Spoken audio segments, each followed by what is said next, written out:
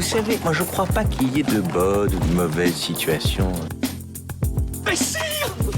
Un sarrasin dans une chariote du diable! I'll be back.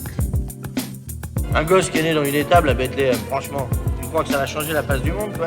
Bienvenue dans ce nouveau numéro de votre rendez-vous hebdomadaire consacré au cinéma. C'est l'instant ciné, comme chaque semaine on se retrouve pour parler de toute l'actu ciné avec 5 infos que j'ai soigneusement sélectionnées pour vous. Et en seconde partie d'émission, je reviendrai sur un film à aller découvrir en ce moment dans les salles de cinéma. Alors sans plus attendre, c'est parti pour les actus. Et des actus aujourd'hui consacrées en grande partie aux annonces et différentes révélations de la San Diego Comic Con. Je vous l'avais annoncé, vous avez pu suivre toutes les annonces et toutes les actus sur la page Twitter de Cult Movies, @cultmovies86. Alors qu'est-ce qu'on a eu à la Comic Con cette année ? Eh bien nous avons eu dans un premier temps un panel consacré au film Donjons et Dragons, la célèbre adaptation du jeu de société, du jeu de plateau. On a eu les premières images du film avec au casting Michelle Rodriguez, Chris Pine ou encore Hugh Grant qui étaient présents sur la scène à San Diego. Et pour découvrir ce film, rendez-vous le 1er mars au cinéma. Nous avons eu aussi les premières images du John Wick 4, la suite des aventures de Keanu Reeves en super tueur traqué par les super tueurs. Le film arrive en mars 2023 au cinéma. Du côté des annonces de films, on a appris que Chad Stahelski, le même monsieur qui réalise les films John Wick, est actuellement en train de développer un film Highlander avec Henry Cavill en tête d'affiche. Un projet surprenant, mais après tout pourquoi pas. Et puis est venu le temps des gros blockbusters super-héroïques avec dans un premier temps Warner et sa filiale DC Comics. Alors du côté des prochains film d'ici, on a le film Shazam Fury of the Gods, les secondes aventures du super-héros que l'on retrouvera au cinéma à Noël. On a eu une nouvelle bande-annonce, mais on a également appris que le film se déroule quelques années après le premier Shazam et que les antagonistes du film seront les filles d'Atlas. Donc on a Lucy Liu, Rachel Zegler ou encore Helen Mirren. Gros événement également, et pas des moindres, celui de Black Adam, l'autre super-héros ou plutôt anti-héros incarné par Dwayne The Rock Johnson, qui était présent sur la scène du Hall H à San Diego à la Comic Con. Et quelle présence, puisque l'acteur américain et anciennement catcheur est arrivé en costume sur la scène avec des effets pyrotechniques, son, lumière. Les spectateurs en ont eu pour leur argent et ont vu The Rock en Black Adam. Honnêtement, les images donnent envie. Il n'est pas arrivé que pour faire le show, il est arrivé également avec une bande-annonce inédite dans ses bagages. Black Adam, ça sera le 19 octobre au cinéma. On a également appris que Viola Davis reprendra son rôle d'Amanda Waller dans Black Adam. On avait pu voir Amanda Waller dans les films Suicide Squad précédemment dans l'univers DC Comics. Nouvelle qui fait du bien un peu pour relier tout cet univers, étant donné qu'Amanda Waller c'est un personnage assez important, donc honnêtement je suis très heureux de la voir revenir dans ce nouveau film DC Comics. Et les spectateurs du Hall H ont même eu l'occasion de recevoir un ticket de la part de Dwayne Johnson. Il a offert tout simplement des places de cinéma IMAX aux spectateurs qui étaient présents dans la salle pour assister au panel. Sympa honnêtement Dwayne Johnson. Et puis vient l'heure du panel Marvel qui débute fort avec Black Panther Wakanda Forever, les secondes aventures de Black Panther sans le regretté Chadwick Boseman, avec une bande-annonce très émouvante et honnêtement très alléchante. Ce projet m'intrigue beaucoup et je suis pas le seul. Le réalisateur Ryan Coogler était présent ainsi que toute l'équipe du film pour présenter Black Panther Wakanda Forever. Mais c'est pas tout, puisque le producteur historique des studios Marvel, Kevin Feige, était lui aussi présent pour orchestrer un peu toute cette présentation et nous donner des clés sur l'avenir, sur le futur, la direction qu'allait prendre le Marvel Cinematic Universe au cinéma. Et Kevin Feige a répondu à Ryan Gosling. Je vous avais dit il y a quelques semaines que Ryan Gosling avait déclaré qu'il adorerait jouer le personnage de Marvel Ghost Rider. Eh bien, il a répondu favorablement. Il ne reste plus qu'à organiser la rencontre entre les deux, mais je pense que ça pourrait se faire. Il nous a également révélé que le personnage de Harry Styles, Eros aperçu dans Eternals dans une des scènes post-génériques du film, reviendra dans l'univers cinématographique Marvel. Harry Styles, c'est pas n'importe qui. Il a fait ses débuts en tant qu'acteur dans plusieurs films, dans Dunkerque, mais également dans Eternals. C'était le chanteur des One Direction. Donc c'était une grosse tête et le moyen de faire quelque chose d'assez important. Et c'est vrai qu'on n'avait pas de nouvelles depuis son apparition dans Eternals, mais Kevin Feige a bien annoncé que son personnage d'Eros reviendrait, qu'on le reverrait. Alors, il a pas dit où, quand, comment, mais on peut garder espoir. En tout cas, les fans de One Direction peuvent garder espoir. Les spectateurs présents dans le Hall H pour assister à cette présentation ont pu voir un premier teaser de Ant-Man et la Guêpe, Quantumania, un teaser qui révélait un aperçu exclusif de MODOK, un personnage très célèbre des comics, un antagoniste Marvel très surprenant, tout comme Kang le Conquérant, avec des accoutrements qui apparemment seraient fidèles aux comics. Je suis assez curieux de découvrir ça. On a également eu des news en pagaille. Le tournage du film Blade avec Mahershala Ali débutera en octobre. Le tournage, cette fois-ci, du film Fantastic Four, les 4 Fantastiques, débutera l'année prochaine. Et enfin, je vous l'avais dit, un film Thunderbolts est bel et bien en préparation du côté de chez Marvel. La sortie est attendue en juillet 2024. Et 2024 toujours, mais cette fois-ci en mai, avec Captain America 4 qui s'intitulera Captain America The New World Order,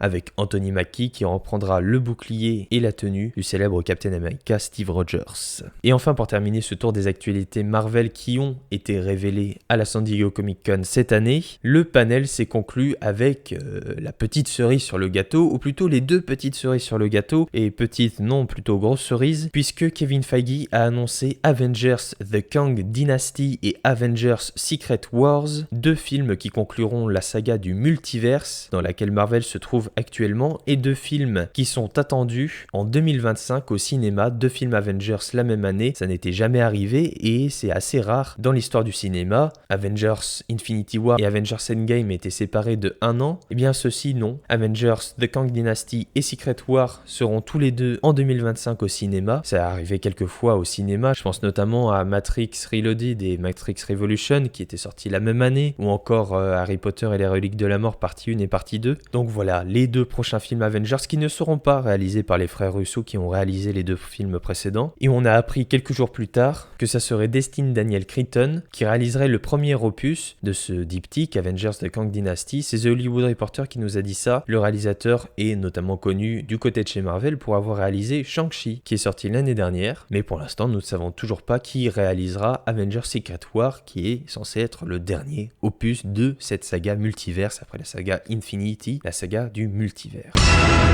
Sortons un peu de la Comic Con, ouais je sais, il y avait pas mal de trucs, et allons directement du côté de Venise, puisque la Mostra de Venise, la 79e biennale, a révélé sa sélection, et entre autres nous avons eu un premier aperçu de Brendan Fraser dans le film The Whale de Darren Aronofsky, qui sera en compétition à la Mostra de Venise. Le film est un film A24, les films A24 sont rarement distribués au cinéma en France, mais on l'a appris il y a quelques heures, le film sera distribué en France, notamment par ARP Sélection, donc je suis très heureux de voir ça, savoir que le prochain film de Darren Aronofsky, un film A24 avec Brendan Fraser, sera distribué au cinéma en France. Oui, je dis oui.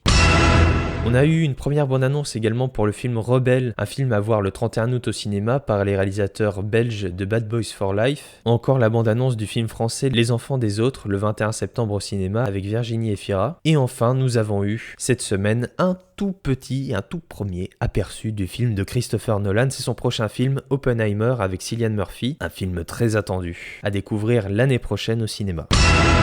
Voilà, c'est terminé pour ce tour des actus, et maintenant, place à la recommandation cinéma avec cette semaine un film franco-espagnol, un film réalisé par Rodrigo Sorogoyen, avec Denis Ménochet et Marina Foïs, et ça s'appelle As Bestas.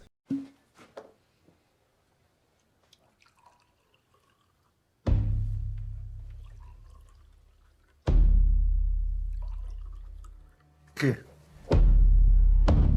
Estuve viajando por muchos sitios, haciendo el tonto.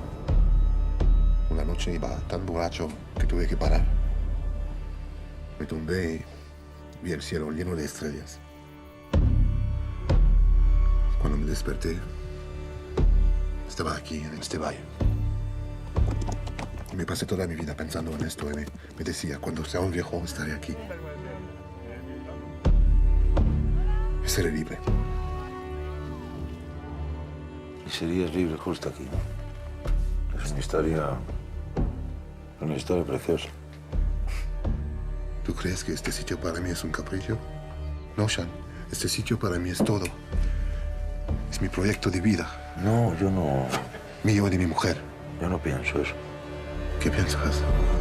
Asbestas ou une petite querelle sympathique entre voisins, non, c'est complètement faux, c'est aux antipodes de tout cela. Pour vous raconter brièvement les coulisses un peu de cette émission passionnante sur le cinéma, cette semaine je suis allé voir 2 films, je suis allé voir Asbestas et je suis allé voir Mi ubita mon amour, le premier film, la première réalisation de Noémie Merlan que j'adore en tant qu'actrice. Donc j'étais très curieux de voir ce qu'elle pouvait faire en tant que réalisatrice sur ce premier film et j'ai hésité longtemps, est-ce que je leur parle de Asbestas, est-ce que je leur parle de Mi ubita mon amour? Et j'adore Mi ubita mon amour, c'est un super film, allez le découvrir, il est sorti ce mercredi, c'est une magnifique comédie romantique, très bien ficelée, très bien mise en scène et magnifiquement racontée, et absolument bouleversante en tout cas, mais mon dévolu, c'est quand même porté sur Asbestas, donc je vais vous parler de ce film qui n'est pas un film comme les autres, Asbestas, déjà parce que c'est une production franco-espagnole, c'est vraiment un film qui vient de 2 pays, et Asbestas s'impose comme étant une sorte de western moderne. Je pense que c'est le terme qui revient le plus pour le qualifier, un western, parce que oui, on peut faire des westerns aujourd'hui, et là, on a un western qui est fiévreux, anxiogène, une épopée entêtante et viscérale qui nous est proposée là par le réalisateur Rodrigo Sorogoyen, qui signe un geste de cinéma tout à fait exceptionnel, sublimement servi par son duo d'acteurs phénoménaux, Denis Ménochet, que j'adore vraiment. Denis Ménochet, si vous ne le connaissez pas, moi je l'ai découvert, et peut-être ma génération aussi, l'a découvert dans un film de Quentin Tarantino qui s'appelle Inglourious Basterds. C'était l'acteur français que l'on retrouvait dans la scène d'ouverture d'Inglourious Basterds de Tarantino, qui a à peu près marqué tous les gens qui ont vu Inglourious Basterds, et rien que d'y repenser, j'en ai encore des frissons parce que c'est une scène qui est tellement mémorable, cette scène d'ouverture, et surtout un travail de mise en scène et un travail d'acteur entre Denis Ménochet et Christophe Valls dans cette scène qui est fantastique. Si vous n'avez jamais vu Inglourious Basterds, regardez-le parce que c'est un film formidable, et surtout accrochez-vous parce que cette première scène elle est mémorable et Denis Ménochet est fantastique, et je l'avais pas revu depuis, très honnêtement. Donc le revoir au cinéma dans Asbestas et dans ce registre si particulier, avec ce monsieur qui est massif physiquement, il dégage quelque chose de très fort, de très brut, et en même temps il arrive à avoir une certaine sensibilité, et on la découvre au fur et à mesure qu'on découvre le film, cette histoire et ses personnages. Honnêtement, Denis Ménochet est fantastique, rien que pour lui il faut aller voir Asbestas, et il y en a une autre pour qui il faut aller voir Asbestas, c'est Marina Foïs qui s'impose elle aussi, de plus en plus au cinéma d'ailleurs, dans un registre dramatique, un registre auquel on ne l'attendait pas. Marina Foïs, habituée aux comédies, elle a débuté avec Les Robins des Bois au cinéma et dans les sketchs à la télévision, et là Marina Foïs qui s'attaque au cinéma de genre avec L'Année du Requin qui va sortir dans quelques semaines, le nouveau film des frères Boukarma, et depuis quelques temps dans certains films, un registre plus de films de genre, de films d'auteur, un peu plus indépendants et dramatiques surtout, et Marina Foïs comme actrice dramatique, elle est fantastique, elle est poignante, surtout dans la dernière partie du film où on la voit un peu plus. Elle aussi, elle accapare l'image dès qu'elle est présente à l'écran. Il y a cette fascination qui se dégage de ces 2 acteurs, et pour le spectateur c'est juste de l'or en barre parce qu'on a envie de les apprécier, on a envie d'en découvrir plus, ils nous fascinent ces personnages. Et alors ces personnages d'ailleurs, qui sont-ils? Eh bien ce sont 2 Français, un couple de Français, qui se sont installés en Espagne, plus particulièrement dans la région du Galice, qui est une région montagneuse, pour y cultiver un potager, pour y cultiver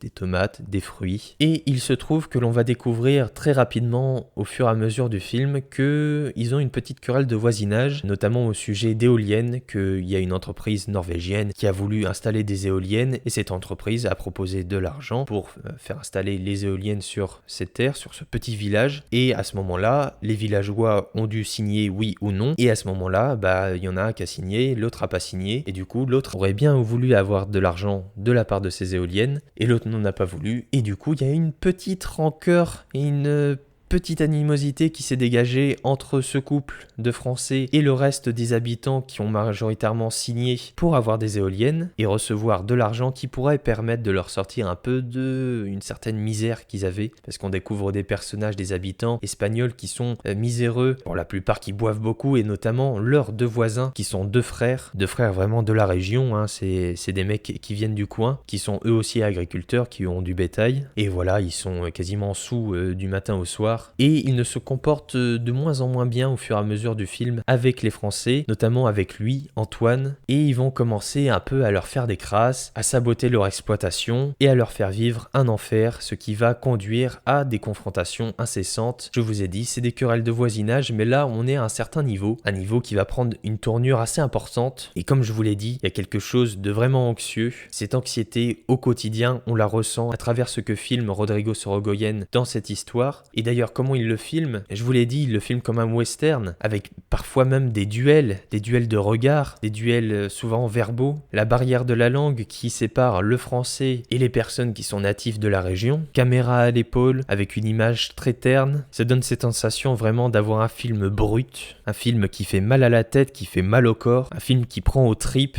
dans le sens le plus désagréable possible, mais c'est justement là où c'est appréciable, c'est que c'est magnifiquement fait, très bien réalisé, et du coup ça fonctionne à 2000%. C'est vraiment un thriller important, une belle leçon de cinéma. Le film a été présenté au Festival de Cannes en tant que Cannes première. Il aurait très bien pu être en compétition parce qu'honnêtement, c'est phénoménal ce que nous propose Asbestas, et c'est surtout quelque chose que l'on a rarement vu, ou en tout cas récemment que l'on a rarement vu au cinéma. Donc rien que pour cette proposition complètement inédite, vraiment pertinente et réussie, mais à 2000%, bien je vous encourage à aller voir Asbestas parce que vous allez vous prendre une claque de cinéma, une claque émotionnelle, une claque narrative, et après ça va vous trotter dans la tête toute la nuit. Et ça, des fois, c'est bon aussi de voir des petits coups de fouet comme ça, des petits électrochocs à travers le cinéma, et de voir des films qui peuvent nous proposer une expérience qui va nous déstabiliser, qui va nous marquer. On va se dire, ah, je me souviens de ce film, je l'avais vu au cinéma, et vous verrez que vous n'aurez pas de regrets quand vous en reparlerez pendant des années. C'est pourquoi allez découvrir Asbestas de Rodrigo Sorogoyen avec Marina Foïs et l'incroyable Denis Ménochet dès maintenant au cinéma. Il est sorti il y a 2 semaines, donc courez-y vite, vite! Ojalá te hubieras despertado en otra aldea.